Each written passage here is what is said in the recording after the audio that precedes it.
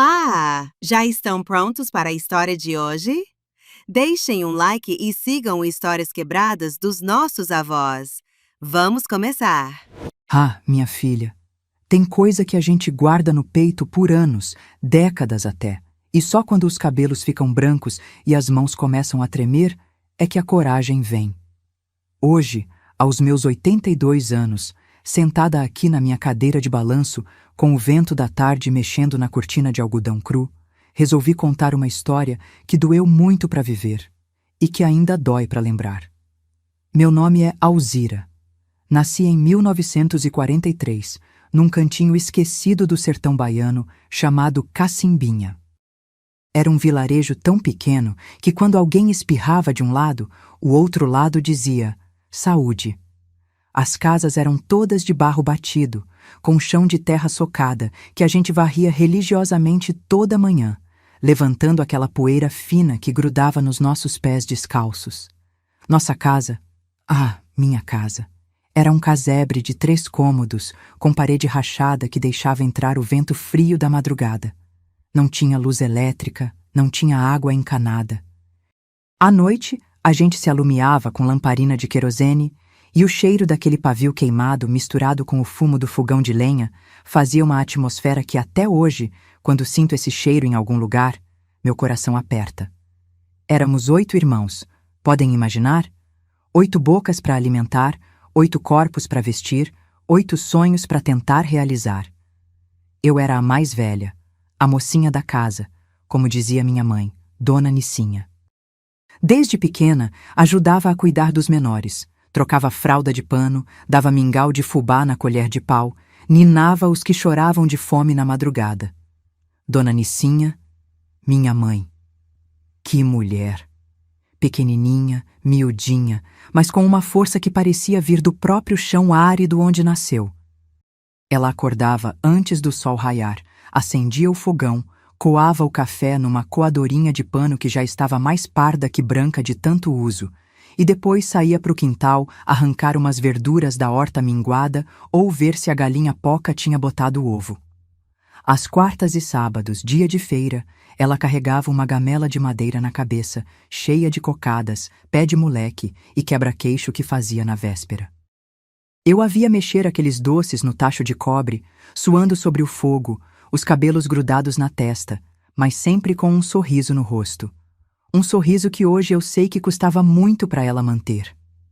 Alzira, menina, ela dizia, você cuida dos pequenos que a mamãe vai ganhar uns trocados para comprar o açúcar da semana.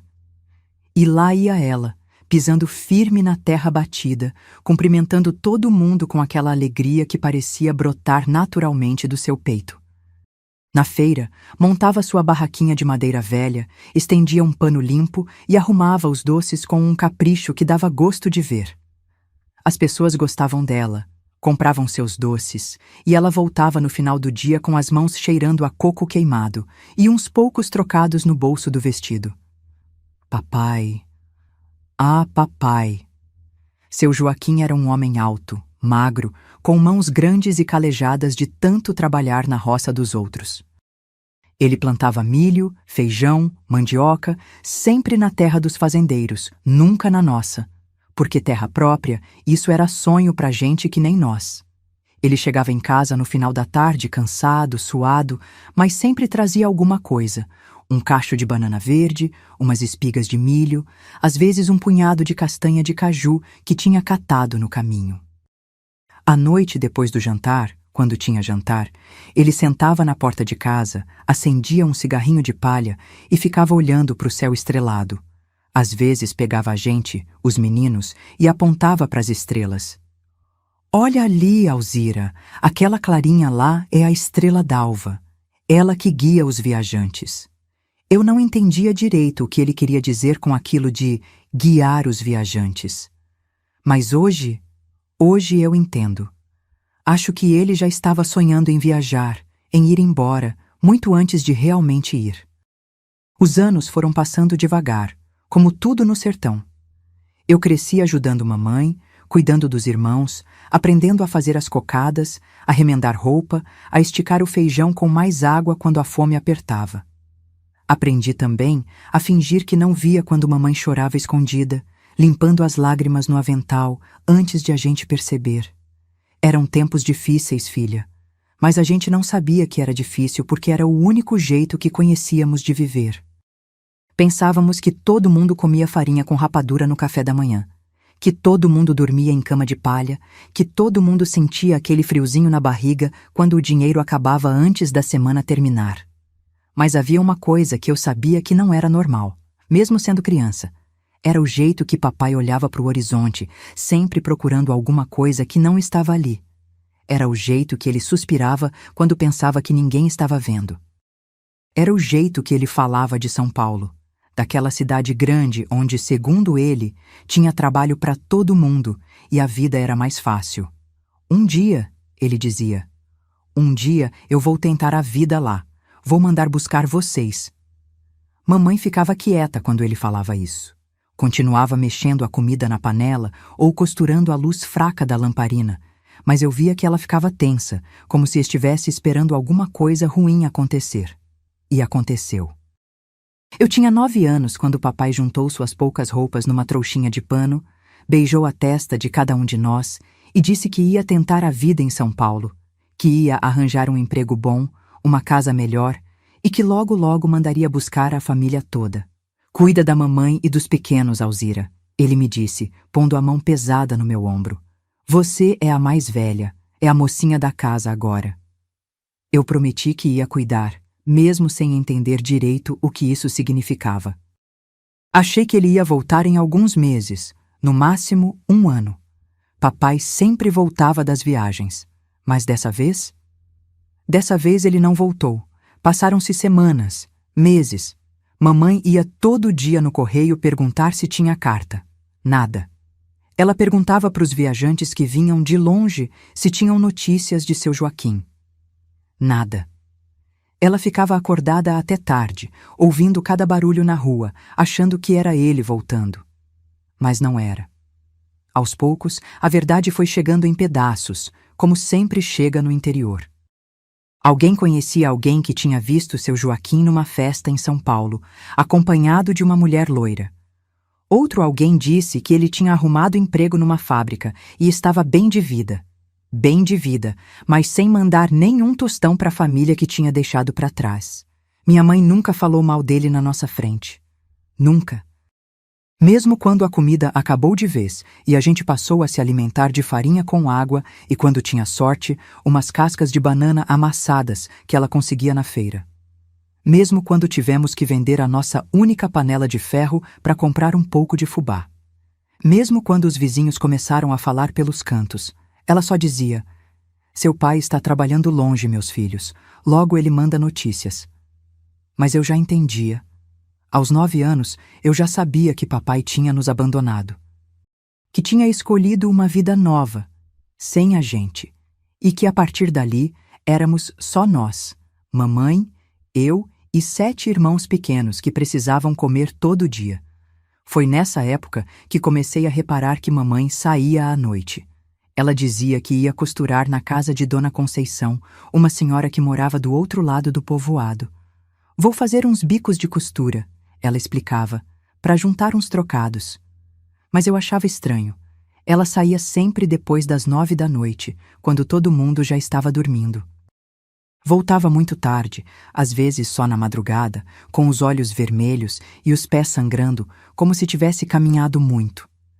Os vestidos dela ficavam com cheiro diferente, um cheiro que eu não sabia identificar, mas que me deixava com um aperto no peito. Essas lembranças doem, mas também curam. Se você gosta de histórias assim, minha filha, se inscreve no canal, tá bom? A gente precisa guardar essas memórias. Uma noite, eu fingi que estava dormindo e fiquei espiando pela fresta da porta.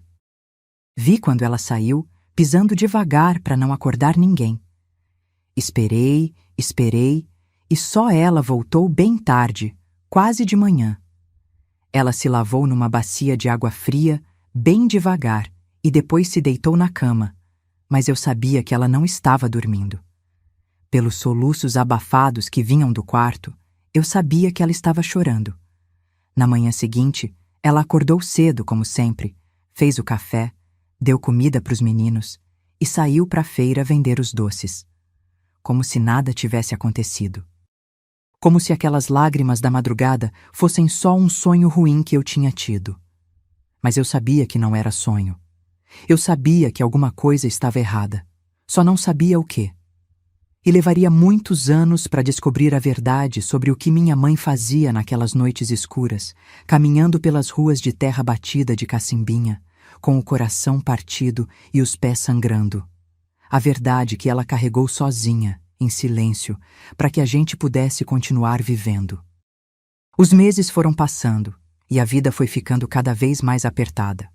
Sem o dinheiro que papai trazia da roça, dependíamos só dos trocados que mamãe conseguia com os doces da feira. Mas açúcar estava caro, coco estava caro, tudo estava caro. E quando a gente não tinha dinheiro para comprar os ingredientes, não tinha doce para vender. Foi aí que comecei a conhecer a fome de verdade, filha. Não aquela fome de quem atrasa o almoço, não. Era a fome que dói na barriga, que deixa a cabeça tonta, que faz a gente sonhar com comida e acordar com água na boca. A fome que ensina a gente a valorizar cada grão de feijão, cada farelo de pão. Mamãe esticava a comida como podia. Botava mais água no feijão, mais fubá no mingau, mais farinha na farofa. Comida pouca, alegria dobrada, ela dizia, tentando fazer a gente rir. Mas eu via o jeito que ela olhava para o fundo vazio da panela quando pensava que ninguém estava vendo. Éramos 9 filhos no total. Eu e mais 8 irmãos, todos dependendo dela. Além de mim, que era a mais velha, tinha o Zezinho, sempre com o nariz escorrendo, pedindo para a mamãe contar uma história antes de dormir. O Manuel, meio quieto, sempre grudado na saia da mamãe, com aqueles olhos grandes e tristes de quem sentia falta do pai. A Cida era danada, não parava quieta nem um minuto, sempre sujando o vestidinho que mamãe lavava e remendava com tanto cuidado. A Raimunda era doentinha, sempre tossindo, sempre precisando de cuidado especial. O Pedrinho, coitado, chorava muito de noite, talvez sentindo falta do colo do pai. Tinha também a Francisca, que era apegada comigo, sempre me seguindo pela casa feito um pintinho atrás da galinha. Depois vinham os gêmeos, Antônio e João, 2 pestinhas, sempre aprontando, sempre querendo colo, sempre com fome. E por último tinha a Terezinha, a caçula, que ainda mamava no peito. Mas mamãe estava tão magra, tão fraca, que às vezes o leite não vinha direito. Eu, como a mais velha, virei a segunda mãe da casa. Acordava de madrugada quando Terezinha chorava, esquentava a água para dar banho nos meninos, penteava o cabelo da Cida, ajudava Zezinho e Manuel a se vestirem, cuidava da tosse da Raimunda. Fazia tudo isso antes de mamãe acordar, para ela poder descansar um pouquinho mais. Mas o que mais me doía era ver mamãe definhar.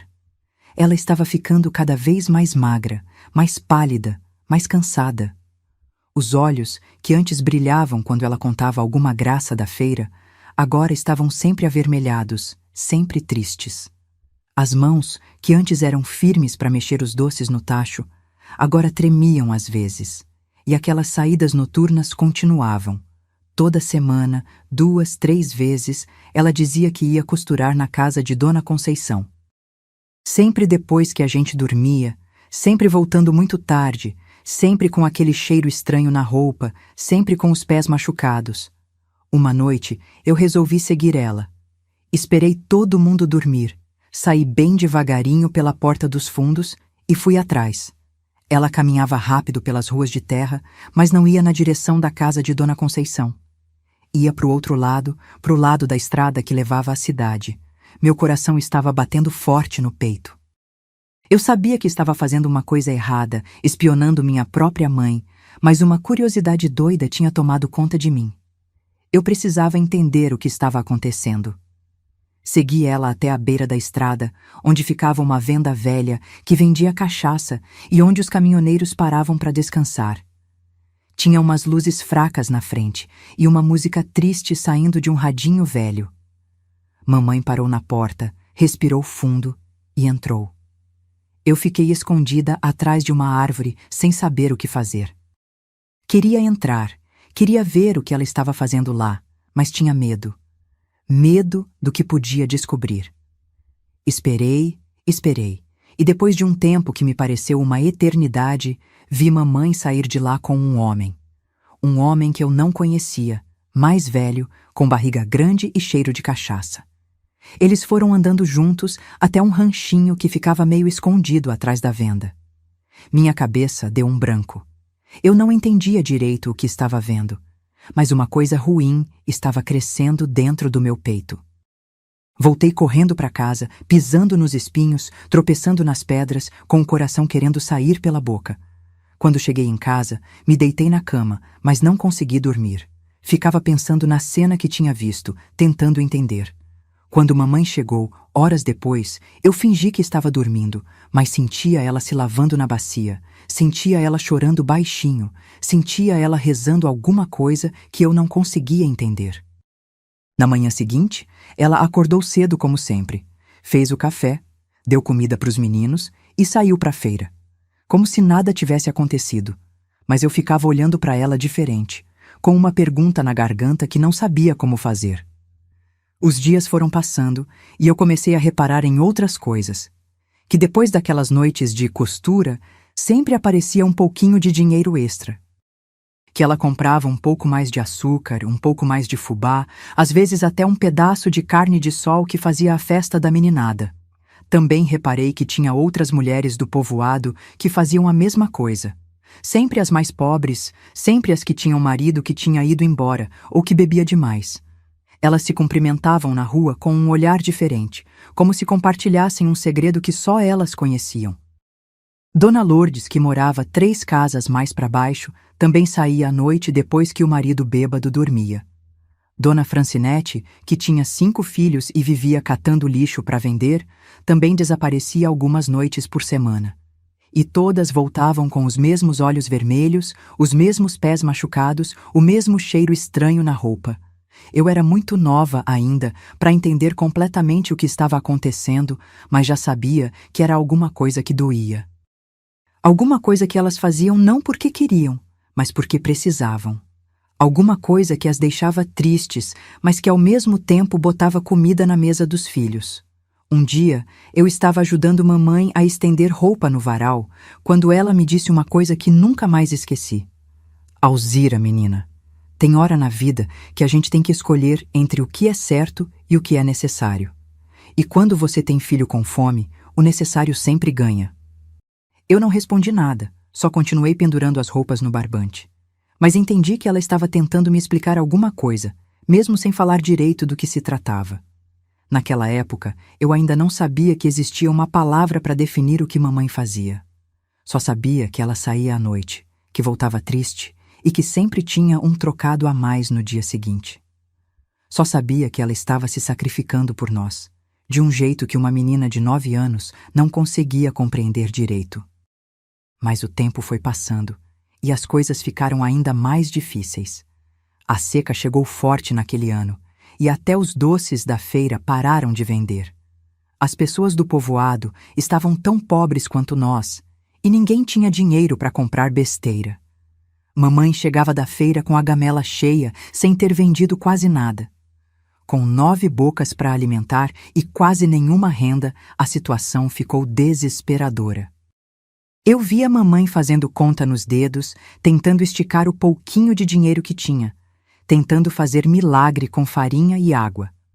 Foi aí que apareceu uma notícia que mudaria nossa vida completamente. Dona Clemência, uma parenta distante que morava em Feira de Santana, mandou dizer que precisava de uma menina para ajudar na casa dela. Oferecia casa, comida e ainda prometia que a menina podia estudar nas horas vagas. Mamãe ficou pensando por dias. Eu via ela olhando para mim com um olhar que misturava tristeza e esperança. Sabia que ela estava pensando em me mandar embora, e meu coração se partiu só de imaginar deixar aqueles 8 irmãos que eram como filhos para mim. Alzira, ela me chamou uma tarde. Vem cá, minha filha, vamos conversar. Sentamos na soleira da porta, ela com Terezinha no colo, eu com o coração batendo descompassado. Você sabe que as coisas estão difíceis, né, minha filha? Que a gente está passando aperto? São 9 bocas, Alzira. 9. Eu balancei a cabeça que sim, engolindo o nó que estava formando na garganta. Dona Clemência mandou dizer que precisa de uma menina esperta para ajudar ela. Disse que dá casa, comida e ainda deixa estudar. Você sempre foi a mais esperta da turma, Alzira. Você merece uma chance melhor. As lágrimas começaram a escorrer pelo meu rosto. Eu sabia que ela estava certa, que era uma oportunidade que talvez nunca mais aparecesse. Mas sabia também que ela estava me mandando embora porque não tinha condições de me sustentar. E isso doía mais que qualquer fome. Eu não quero ir, mamãe, eu disse soluçando. Eu quero ficar aqui, cuidando de você e dos meninos. Ela me abraçou forte, tão forte que eu senti ela tremendo toda. Minha filha, você indo embora é uma boca a menos para eu alimentar. E ao mesmo tempo, é a certeza de que pelo menos uma das minhas 9 crianças vai ter uma chance na vida. Entende? Eu não queria entender, mas entendia. Entendia que ela estava fazendo mais um sacrifício, mais uma escolha dolorosa, por amor aos filhos. Na semana seguinte, juntei minhas poucas roupas numa trouxa de pano, me despedi de cada um dos 8 irmãos, beijei a testa do Zezinho, abracei o Manuel quietinho, brinquei uma última vez com a Cida, cuidei da tosse da Raimunda, fiz cócegas no Pedrinho, dei tchau para Francisca que não parava de chorar, dei beijinho nos gêmeos dormindo e segurei a mãozinha pequenina da Terezinha. Mamãe me acompanhou até a parada do ônibus e quando chegou a hora de eu entrar no pau de arara que me levaria para a cidade, ela me deu um beijo na testa e disse: "Você é forte, Alzira, mais forte que imagina. Vai dar tudo certo." Eu olhei para ela pela janela do ônibus, em pé na poeira da estrada, acenando com a mão, e soube que estava vendo minha mãe pela última vez como a menina que eu era. Quando voltasse, se voltasse, seria uma pessoa diferente. E assim, aos 13 anos, deixei para trás Cacimbinha, minha família de 9 irmãos e minha infância. Sem saber que levaria décadas para entender completamente o sacrifício que mamãe fazia todas aquelas noites, caminhando pelas ruas escuras do povoado, carregando a dignidade dela como uma cruz, para que a gente pudesse sobreviver. A viagem até Feira de Santana foi a primeira vez na minha vida que saí de Cacimbinha.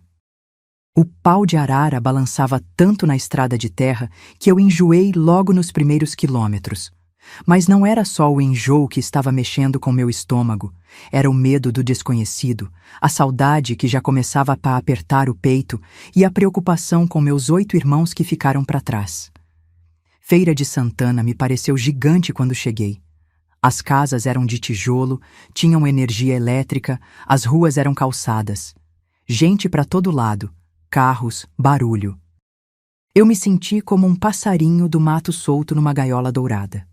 Dona Clemência era uma senhora gorda, de uns 50 anos, que falava alto e gesticulava muito. A casa dela era grande, com 3 quartos, sala, cozinha separada e até banheiro dentro de casa, uma coisa que eu nunca tinha visto na vida. Ela me mostrou um quartinho pequeno nos fundos onde eu ia dormir, ao lado da cozinha. "Ó, menina", ela disse, me olhando de cima a baixo, "aqui você vai trabalhar direito. Acorda às 5 da manhã para fazer o café, lava roupa, passa ferro, limpa a casa, faz comida. Em troca, tem cama, comida e, se sobrar tempo, pode estudar." Eu aceitei tudo de cabeça baixa. Qualquer coisa era melhor que ver mamãe passando necessidade, se sacrificando daquele jeito que eu ainda não entendia completamente. Os primeiros dias foram duros. Eu não sabia usar ferro elétrico. Não sabia cozinhar no fogão a gás, não sabia nem acender a luz direito. Dona Clemência perdia a paciência comigo, gritava, às vezes até me dava uns tapas quando eu quebrava alguma coisa. Mas quem me salvou foi Dona Leninha, a filha dela. Uma moça de uns 20 anos, magra, de óculos, que trabalhava como professora numa escola da cidade. Ela tinha paciência comigo, me ensinava as coisas devagar, e quando via que a mãe estava muito brava, me defendia. "Mãe, deixa a menina, ela está aprendendo." Lembra quando a senhora veio do interior?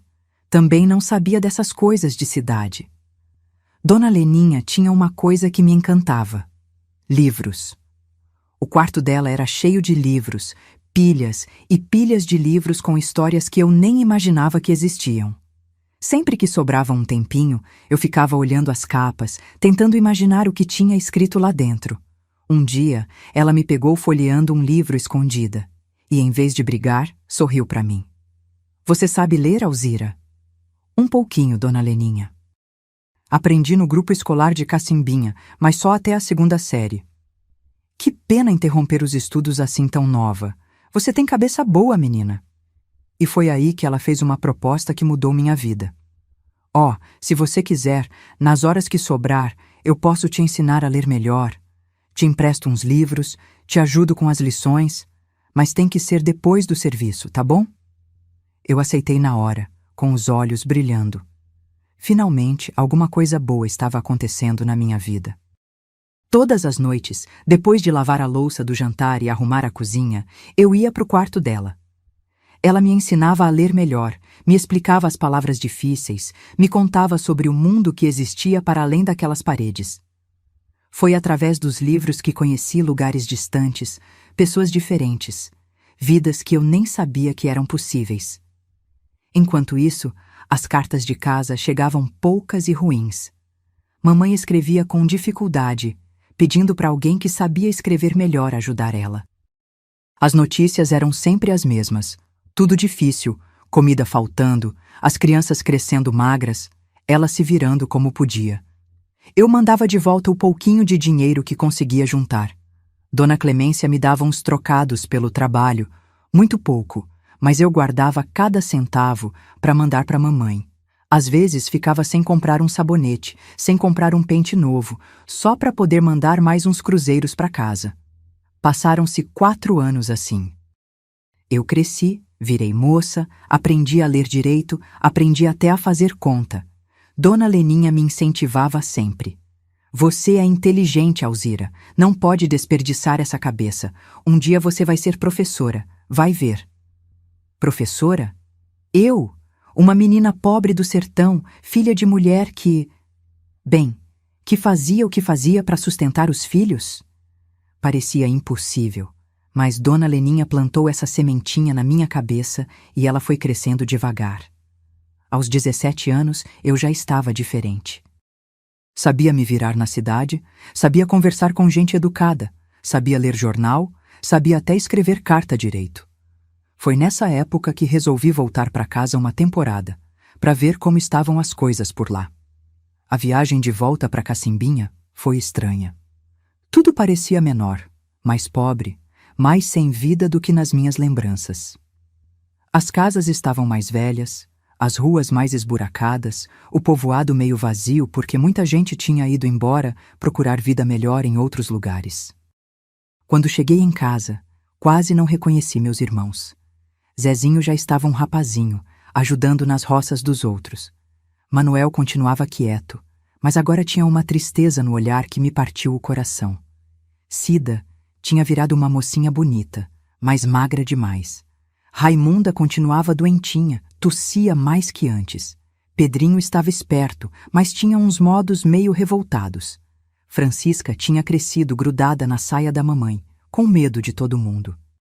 Os gêmeos Antônio e João estavam danados, sempre aprontando na rua. E Terezinha, minha caçulinha, já estava uma menina de uns 5 anos, mas era acanhada demais, não falava quase nada. Mamãe. Minha mamãe. Ela estava envelhecida, muito envelhecida para os anos que tinha. O cabelo estava grisalho, as mãos mais calejadas, o rosto mais marcado. Mas quando me viu, sorriu daquele jeito que só ela sabia sorrir e me abraçou como se eu fosse a coisa mais preciosa do mundo. Minha filha cresceu, virou uma mocinha da cidade, ela disse, me olhando de cima a baixo. Está bonita, está bem alimentada, graças a Deus. Naquela primeira noite em casa, depois que todo mundo dormiu, fiquei conversando com ela na cozinha. Foi quando percebi que ela não estava mais saindo à noite como antes. Perguntei o motivo, com o coração apertado. Filha, aqueles tempos já passaram. Agora estou muito velha para essas coisas.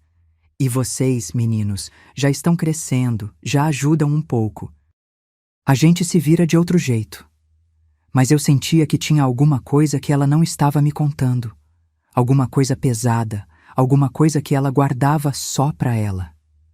Foi no terceiro dia da minha visita que descobri a verdade completa.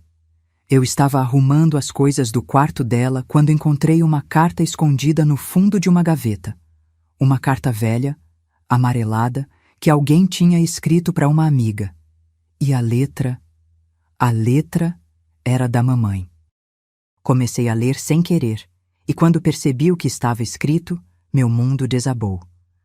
Minha cara amiga Josefa, dizia a carta, você me perguntou como eu estava conseguindo sustentar as 9 crianças depois que Joaquim foi embora. Pois eu vou te contar, porque não aguento mais guardar isso só para mim. Eu estou fazendo programa, Josefa.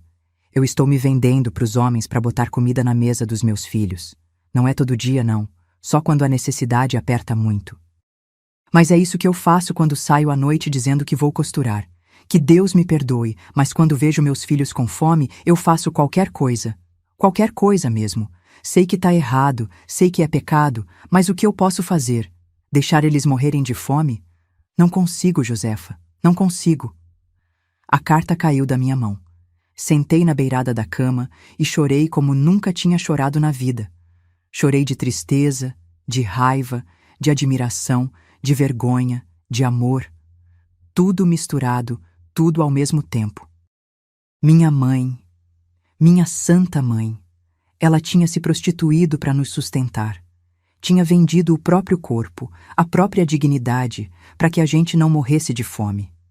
E tinha carregado esse peso sozinha, sem nunca contar para ninguém, sem nunca reclamar, sem nunca jogar na nossa cara o tamanho do sacrifício que estava fazendo. Naquele momento, entendi tudo. O cheiro estranho na roupa, os pés machucados, os olhos vermelhos, o jeito de chorar escondida. Entendi por que ela nunca falou mal do papai na nossa frente, mesmo ele tendo nos abandonado. Entendi por que ela sempre sorria quando estava vendendo doces na feira, mesmo carregando uma dor tão grande no peito. Ela era uma heroína, filha.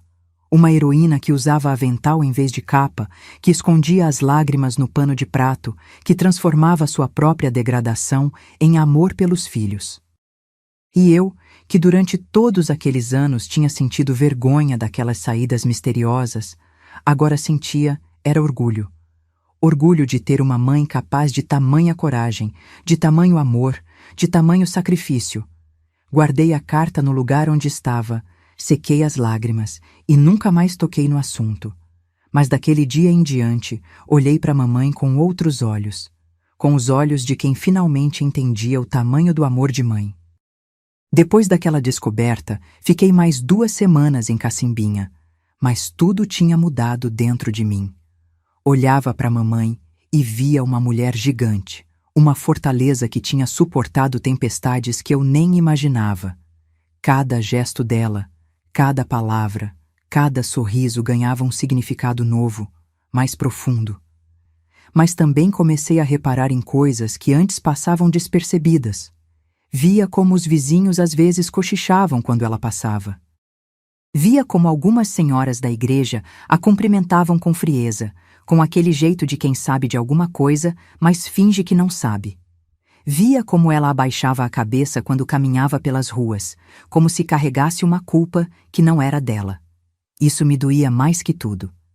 Porque eu agora sabia que ela era a pessoa mais honrada daquele povoado inteiro, que tinha feito o que nenhuma delas seria capaz de fazer pelos próprios filhos. Mas o mundo não entendia assim. O mundo julgava, condenava, apontava o dedo. Uma tarde, estava lavando roupa no tanque com ela, quando Dona Josefa, a mesma da carta, chegou para conversar. Era uma mulher magra, meio fofoqueira, que vivia metendo o nariz na vida dos outros. Onicinha, ela disse, baixando a voz como se fosse contar um segredo. Você soube que a filha do seu Raimundo arranjou emprego na cidade? Dizem que está ganhando bem, mandando dinheiro para casa. Que sorte, né? Trabalho honesto é uma bênção de Deus. Eu senti o sangue ferver nas veias. O jeito que ela falou aquilo, enfatizando o trabalho honesto, era uma alfinetada direta na mamãe. Estava lá, insinuando que conhecia o passado dela, que sabia das coisas que tinha feito. Mamãe não respondeu nada, só continuou esfregando a roupa na pedra de lavar, com mais força que o necessário. Mas eu vi quando ela mordeu o lábio inferior, tentando segurar alguma coisa que queria dizer. É mesmo, dona Josefa, eu disse, me metendo na conversa. Trabalho honesto é uma bênção, principalmente quando a pessoa tem a sorte de ter escolha, né? Quando não tem filho passando fome, quando não foi abandonada pelo marido, quando tem família para ajudar. Aí fica fácil ser honesto. Dona Josefa me olhou com cara de espanto, como se não esperasse que uma menina falasse assim com ela. Resmungou alguma coisa e foi embora. Mamãe me olhou com uma mistura de orgulho e preocupação. Alzira, menina, não precisa brigar por minha causa. As pessoas falam mesmo, sempre falaram. Eu já me acostumei. Mas eu não me acostumei, mamãe. E nunca vou me acostumar. A senhora é a mulher mais corajosa que eu conheço. Ela parou de lavar a roupa e me olhou nos olhos, como se estivesse tentando entender alguma coisa. Corajosa? Eu, filha? Coragem é uma coisa, necessidade é outra. Não, mamãe. Coragem é fazer o que precisa ser feito, mesmo quando dói, mesmo quando o mundo inteiro vai julgar. Coragem é aguentar tudo calada, sem jogar na cara dos filhos o tamanho do sacrifício. Coragem é continuar sorrindo mesmo com o coração em pedaços. Ela ficou quieta por um tempo, depois voltou a lavar a roupa. Mas eu vi uma lágrima escorrer pelo rosto dela, uma lágrima que não era de tristeza, era de alívio, de quem finalmente se sente compreendida por alguém. Quando voltei para a Feira de Santana, levei comigo uma determinação nova. Queria estudar, queria virar alguém na vida, queria honrar o sacrifício que mamãe tinha feito. Dona Leninha percebeu a mudança em mim. Você voltou diferente, Alzira, mais madura, mais decidida. O que aconteceu lá em casa? Descobri quem é minha mãe de verdade, eu respondi, e descobri quem eu quero ser. A partir daquele dia, me dediquei aos estudos como uma desesperada. Lia todo o livro que Dona Leninha me emprestava, fazia todas as lições, perguntava tudo o que não entendia. Ela conseguiu me matricular numa escola noturna da cidade, onde eu podia estudar depois do trabalho. Foram tempos duros, filha. Acordava às 5 da manhã para fazer o serviço da casa, trabalhava o dia todo e à noite ia para a escola. Chegava em casa quase meia-noite, morta de cansaço, mas feliz. Cada página que eu lia, cada conta que eu aprendia a fazer, cada palavra nova que descobria, era um tijolo a mais na ponte que estava construindo entre a vida que tinha e a vida que queria ter. Mas as notícias de casa continuavam ruins. As cartas de mamãe chegavam cada vez mais tristes. A seca tinha piorado, a colheita tinha sido ruim, não tinha trabalho para ninguém. Zezinho tinha começado a beber, igual ao pai. Manuel estava revoltado com a vida, brigando na rua. Cida estava namorando um rapaz que não prestava. A situação estava ficando insustentável. Foi aí que recebi uma carta que me gelou o sangue. Mamãe escrevia que Raimunda estava muito doente, que a tosse tinha piorado, que ela estava cuspindo sangue. Precisava de remédio, precisava de médico, precisava de coisas que custavam dinheiro que eles não tinham. Minha filha, dizia a carta, sei que você já faz muito por nós, mas se puder mandar mais uns trocados para comprar o remédio da Raimunda, eu ficaria muito grata. Se não puder, não se preocupe. Deus há de dar um jeito. Eu sabia que ela estava morrendo de vergonha de pedir, que só estava fazendo isso porque a situação era desesperadora. E eu sabia também que os poucos cruzeiros que ganhava de Dona Clemência não iam dar nem para começar a pagar um tratamento. Foi naquela noite que tive uma ideia que me assombra até hoje. Uma ideia que nasceu do desespero, da vontade de salvar minha irmã, da necessidade de honrar o sacrifício que mamãe tinha feito por nós. Se ela tinha sido capaz de se humilhar por amor aos filhos, eu também seria. Procurei Dona Leninha e contei minha situação. Ela ficou muito preocupada quando soube da doença da Raimunda. Alzira, se você precisar de dinheiro emprestado, eu posso ajudar um pouco. Não é muito, mas... Obrigada, dona Leninha, mas eu não posso aceitar. A senhora já fez demais por mim. Então o que você vai fazer? Eu respirei fundo antes de responder. Vou fazer a mesma coisa que minha mãe fez quando não tinha mais escolha. Ela arregalou os olhos, entendendo na hora o que eu estava dizendo. Alzira, não! Você é uma menina inteligente, tem futuro pela frente. Não pode jogar tudo fora assim. Eu não vou jogar nada fora. Vou salvar minha irmã. E depois vou voltar para os estudos, vou virar professora, vou ter a vida que sempre sonhei. Mas primeiro, preciso fazer isso. Ela tentou me dissuadir de todas as formas, ofereceu emprestar dinheiro, sugeriu outras alternativas. Mas eu estava decidida. Já tinha pesquisado, já sabia onde ir, já sabia como fazer. Na primeira noite que saí, estava tremendo toda. Não de frio, mas de medo, de nojo de mim mesma, de vergonha. Mas pensava na Raimunda tossindo sangue, pensava na mamãe desesperada, pensava no sacrifício que ela tinha feito tantas vezes. Se ela conseguiu, eu também consigo. Eu repetia para mim mesma, caminhando pelas ruas escuras de Feira de Santana. Quando voltei naquela madrugada, me lavei até a pele ficar vermelha, chorei até não ter mais lágrimas e guardei o dinheiro num envelope. Era pouco, mas era um começo. Nos dias seguintes, escrevi uma carta para a mamãe contando que tinha conseguido um trabalho extra, que ia mandar dinheiro para comprar o remédio da Raimunda. Não era mentira completamente. Era um trabalho, sim. O pior trabalho do mundo, mas era um trabalho. Durante 3 meses, saía à noite 2 vezes por semana. Sempre depois do trabalho na casa de Dona Clemência, sempre escondida de todo mundo, sempre morrendo de vergonha. Mas sempre pensando na minha família, sempre pensando que estava honrando o sacrifício de mamãe. O dinheiro que consegui foi suficiente para comprar o remédio, para pagar uma consulta com um médico de verdade, para dar uma condição melhor de tratamento para Raimunda. E graças a Deus, ela melhorou. A tosse diminuiu, o sangue parou de aparecer, ela voltou a ter cor no rosto.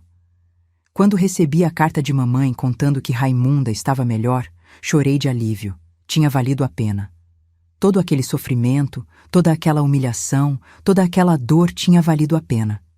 Parei com aquela vida na mesma hora.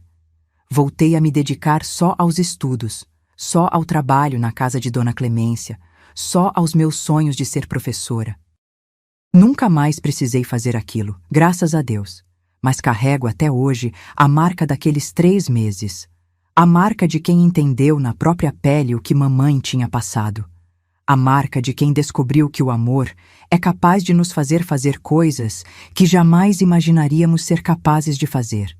E descobri também que julgar é muito fácil quando a gente está com a barriga cheia e os filhos saudáveis. Mas quando a necessidade bate na porta, quando o desespero se instala no peito, a gente descobre que é capaz de muito mais do que imagina, por bem ou por mal. Depois daqueles 3 meses que me marcaram para sempre, mergulhei nos estudos com uma fome que nem eu mesma entendia direito. Era como se cada página que eu lia, cada lição que aprendia, fosse uma forma de me redimir, de dar sentido ao sacrifício que tinha feito.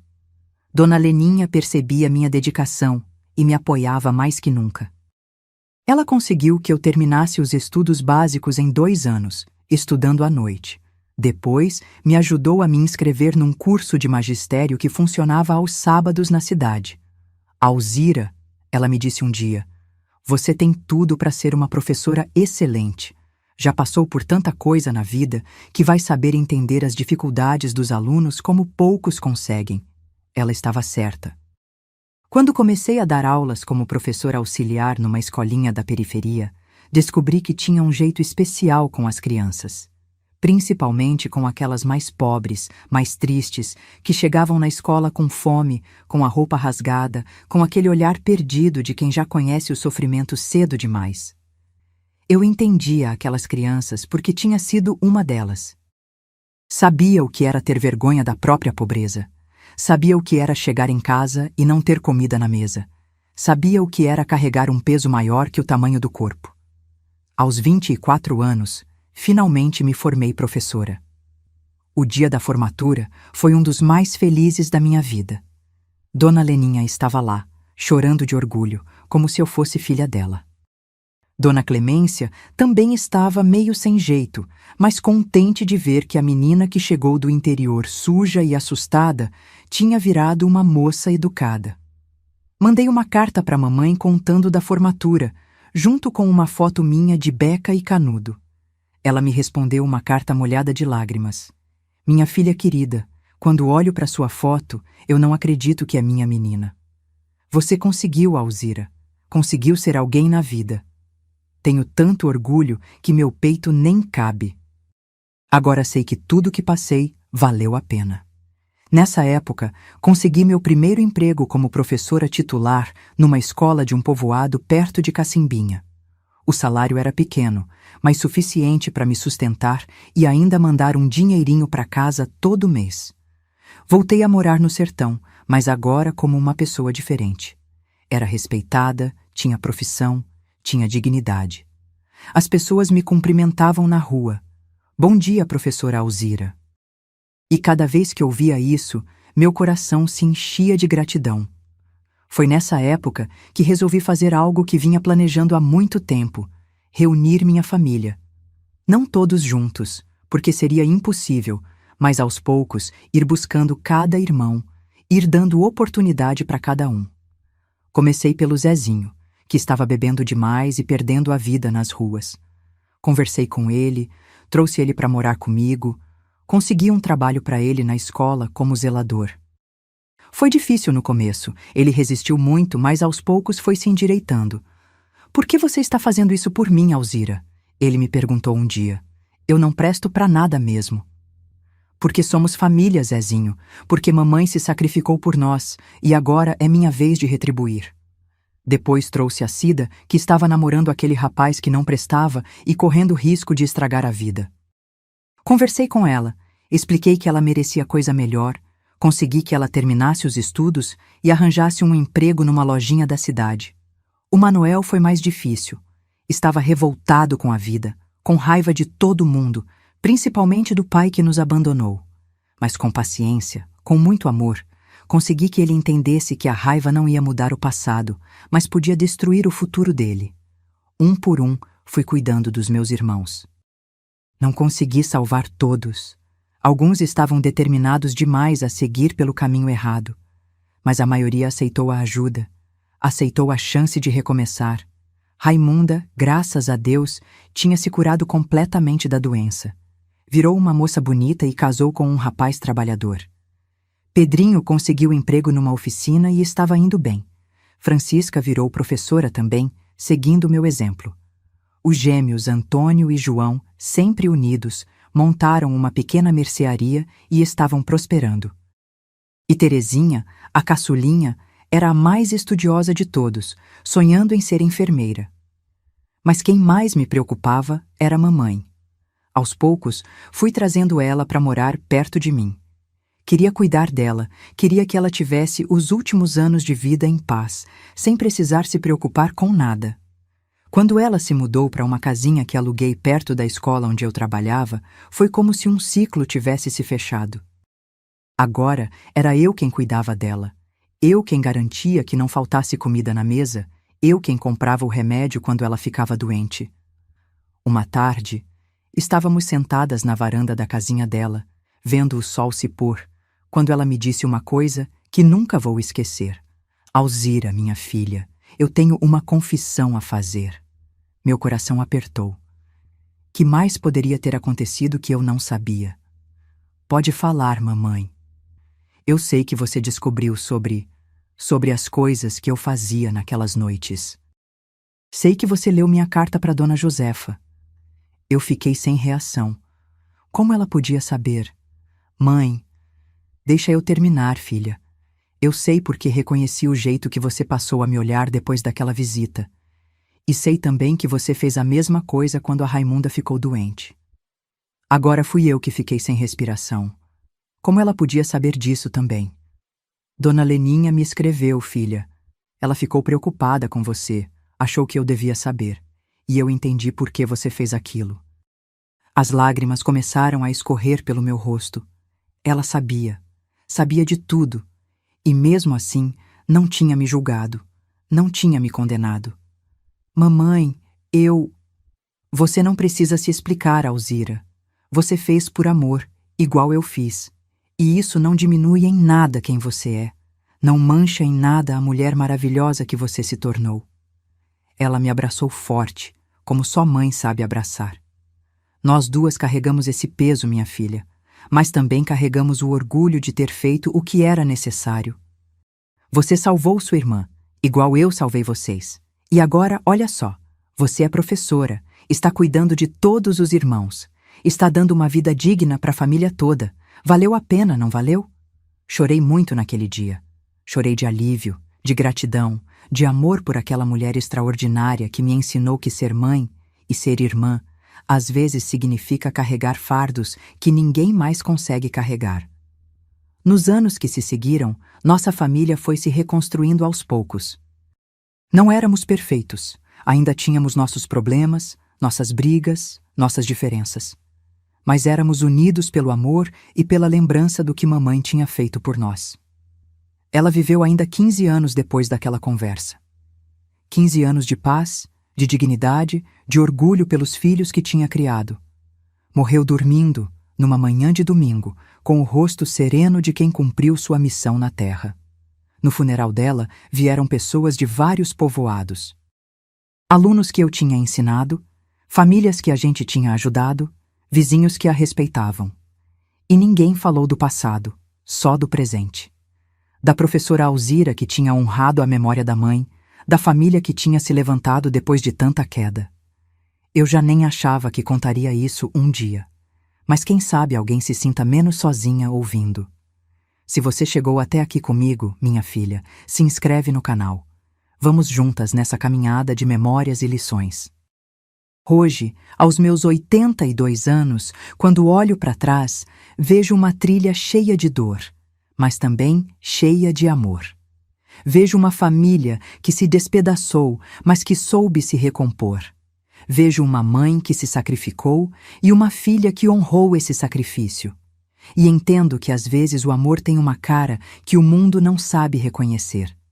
Que às vezes as heroínas usam avental em vez de capa, carregam vergonha em vez de medalhas, escondem lágrimas em vez de exibir troféus.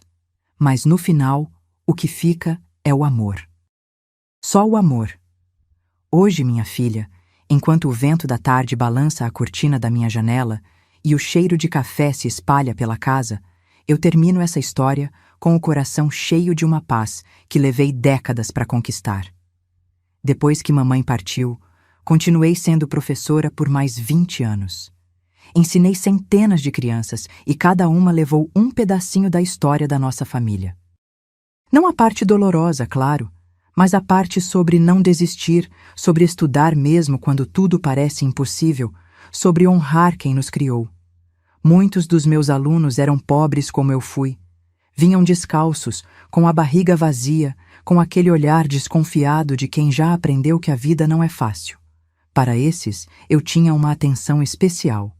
Guardava merenda extra, emprestava caderno, às vezes até comprava um sapato quando via que a criança estava com vergonha dos pés no chão.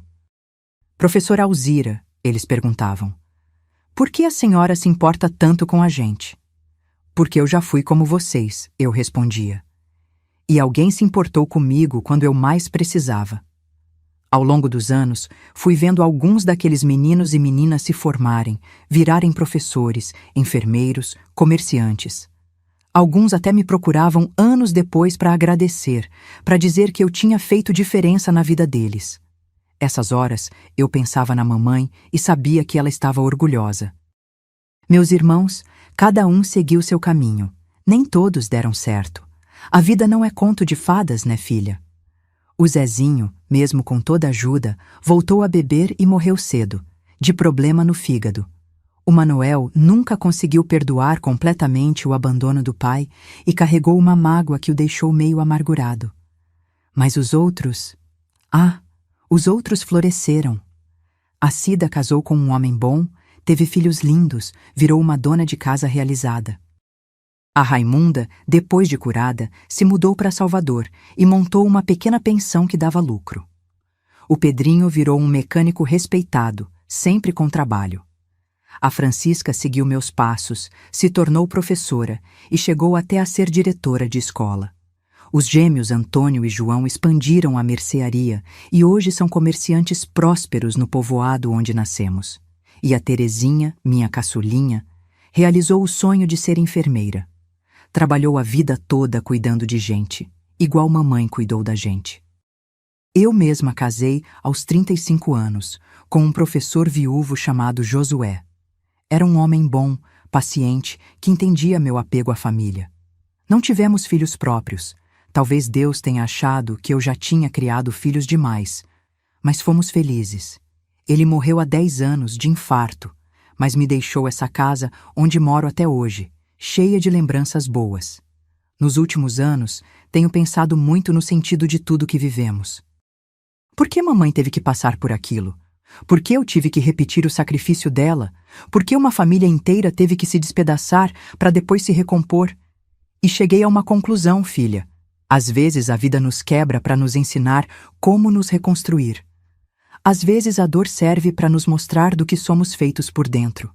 E às vezes o sacrifício de uma pessoa serve para salvar muitas outras. Mamãe não se prostituiu por prazer, por vício, por falta de caráter. Ela fez isso por amor. Um amor tão grande que foi capaz de engolir a própria dignidade para dar vida aos filhos. E eu, quando repeti o gesto dela, entendi na pele que o amor de família não tem limites, não tem vergonha, não tem medo. Hoje, quando vejo mulheres passando por situações parecidas, e infelizmente ainda existem muitas, eu não julgo. Eu compreendo. Porque sei que por trás de cada escolha desesperada tem uma mãe tentando proteger seus filhos, uma irmã tentando salvar a família, uma mulher carregando um peso que ninguém deveria carregar sozinha. O mundo mudou muito desde os meus tempos de menina. As mulheres hoje têm mais oportunidades, mais direitos, mais escolhas. Mas a essência permanece a mesma. Quando se trata dos filhos, uma mãe é capaz de qualquer coisa. Literalmente, qualquer coisa. Não estou dizendo que está certo, que é o ideal. Estou dizendo que acontece, que é real, que merece compreensão em vez de julgamento. Porque quem nunca passou pela dor da necessidade extrema não tem direito de apontar o dedo para quem passou. Semana passada, minha neta mais velha, filha da Cida, veio me visitar. É uma moça moderna, estuda na universidade, tem namorado, planeja ser advogada, vive uma vida que eu nem sonhava que fosse possível quando tinha a idade dela. Vovó Alzira, ela me disse, a senhora acha que eu sou muito diferente da senhora quando era nova? Eu olhei para aquela menina linda, cheia de sonhos e oportunidades, e sorri. Muito diferente, minha filha. Você tem escolhas que eu não tive. Tem caminhos abertos que para mim eram impossíveis. E isso é maravilhoso. Mas se eu precisasse, se minha família estivesse em perigo, a senhora acha que eu teria coragem de fazer o que a senhora fez? A pergunta me pegou de surpresa. Como ela sabia da nossa história? Olhei para Cida, que estava na cozinha fazendo café, e entendi. Claro que ela tinha contado. As histórias de família passam de geração em geração, né? Espero que você nunca precise descobrir, eu respondi. Mas se precisar, você vai ter sim, porque coragem a gente não nasce com ela pronta. A coragem cresce quando a necessidade aparece. Depois que elas foram embora, fiquei aqui pensando na conversa. Em como é importante que as novas gerações conheçam as histórias das que vieram antes. Não para repetir os erros, mas para entender o valor das conquistas. Minha neta está na universidade porque mamãe se sacrificou para que eu pudesse estudar. Porque eu me sacrifiquei para que meus irmãos tivessem oportunidades. Porque cada geração construiu em cima do sacrifício da anterior. É assim que as famílias se constroem, filha. Com amor, com sacrifício, com perdão, com compreensão. Com a capacidade de olhar para o passado sem julgamento e para o futuro com esperança. Agora, nos meus 82 anos, com os cabelos brancos como algodão e as mãos tremendo quando seguro a xícara de café, eu me sinto realizada. Não porque tive uma vida fácil, tive uma vida difícil, mas porque tive uma vida com propósito. Salvei minha irmã, honrei minha mãe, criei uma família unida, ensinei centenas de crianças, plantei sementes de amor e dignidade que vão florescer por gerações. E aprendi a lição mais importante de todas, que não importa por onde você passa na vida, importa onde você chega. Não importa quantas vezes você cai, importa quantas vezes você se levanta. Não importa o que fazem com você, importa o que você faz com o que fizeram. Mamãe começou como uma menina pobre do sertão e terminou como a matriarca de uma família próspera e unida. Eu comecei como uma criança abandonada e terminei como uma professora respeitada. Meus irmãos começaram como órfãos de pai vivo e terminaram como pessoas de bem, cada um no seu canto. Isso não aconteceu por acaso. Aconteceu porque acreditamos no poder do amor, do perdão, da perseverança. Porque entendemos que as feridas do passado podem virar a força do presente. Às vezes, quando estou aqui sozinha, escuto a voz da mamãe no vento que balança as cortinas. Valeu a pena, minha filha. Tudo valeu a pena. E eu respondo baixinho: valeu sim, mamãe. Valeu muito a pena. Porque no final das contas, minha querida, o que fica não são as lágrimas que derramamos, mas o amor que plantamos. Não são as quedas que levamos, mas as mãos que estendemos para ajudar outros a se levantar. Não são os sacrifícios que fizemos, mas a vida que floresceu por causa deles. E se essa história servir para alguma coisa, que seja para lembrar você de que não importa quão escura esteja a noite, sempre tem um amanhecer esperando. Que não importa quão funda seja a queda, sempre tem uma subida depois. Que não importa quão perdida você se sinta, sempre tem um caminho de volta para casa. Porque amor de família, minha filha, é a coisa mais forte que existe nesse mundo. Mais forte que a pobreza, mais forte que a vergonha, mais forte que o julgamento dos outros, mais forte até que a morte. E isso, ninguém nunca vai conseguir tirar da gente. Bem, minha querida, é isso. É essa a história que eu tinha para contar. Uma história de dor, mas também de amor. Uma história de queda, mas também de levantada. Uma história que talvez faça você ver suas próprias lutas com outros olhos. Porque todas nós, cada uma do seu jeito, somos um pouco da minha mamãe. Todas nós carregamos nossos fardos em silêncio, fazemos nossos sacrifícios sem alarde. E plantamos sementes de amor, mesmo quando a terra parece árida demais para germinar qualquer coisa. E isso, filha, é o que nos torna heroínas. Não precisa de capa, não precisa de superpoderes. Precisa só de amor. Amor suficiente para aguentar, para perdoar, para recomeçar quantas vezes for necessário. Que Deus abençoe você e sua família. E lembre-se, não importa por onde você está passando agora, isso também vai passar. E você vai ser mais forte do que era antes. Um beijo no coração de vocês.